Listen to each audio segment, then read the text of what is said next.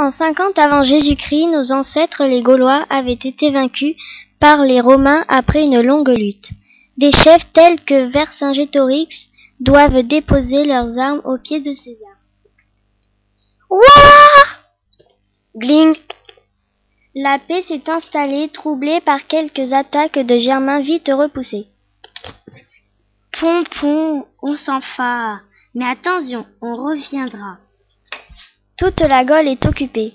Toute, non, car une région résiste victorieusement à l'envahisseur, une petite région entourée de camps retranchés romains. Tous les efforts pour vaincre ces fiers Gaulois ont été inutiles et César s'interroge. Druide. C'est ici que nous faisons connaissance avec notre héros, le guerrier Astérix, qui va s'adonner à son sport favori, la chasse. Tu reviens bientôt, Astérix? Je serai de retour pour déjeuner. Le voilà, on l'aura, ipso facto. Sic, paf, boum, oui, aïe. Nous vous le disons, les Romains y perdent leur latin. Victi, qu'est-ce qu'il dit? Un petit bonhomme, camp fortifié romain dans la tente du centurion Caius Bonus. Avec Caius Bonus, la patrouille est de retour. Avec Julius Pompilius, je vais aller les voir. Ave. Par tous les dieux, que vous est-il arrivé? Avez-vous été attaqué par une force supérieure en nombre? Supérieur en nombre? On ne peut pas dire. Ils étaient un. Et pas bien gros avec ça. Par Jupiter, il doit y avoir un secret dans la force de ces Gaulois. Pendant ce temps,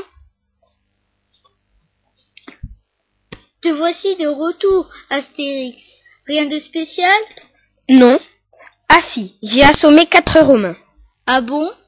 Tu viens manger le sanglier avec moi? Je viens dans quelques instants. J'ai encore 2 menhirs à livrer.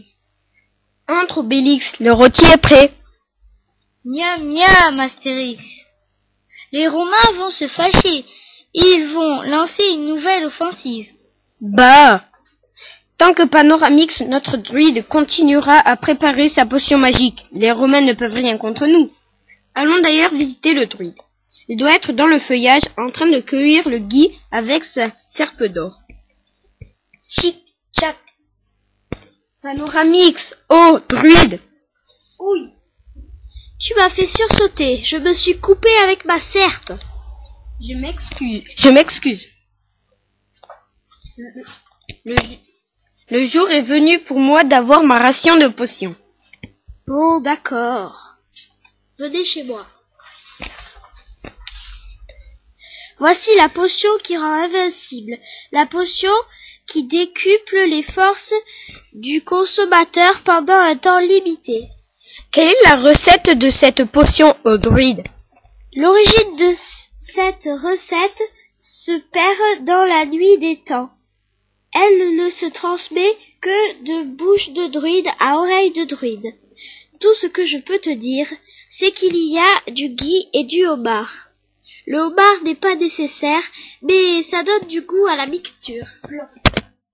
Je peux en avoir? Non, Obélix, non! Et tu le sais bien, tu es tombé dans la marmite étant bébé. Les effets de la potion sont permanents chez toi. En boire encore serait dangereux. Glop, glop, glop. Merci, ô druide. Par Bélénos, ce n'est pas juste. Oula, oula, oula! Je t'ai déjà dit de ne pas me serrer la main après avoir pris la potion.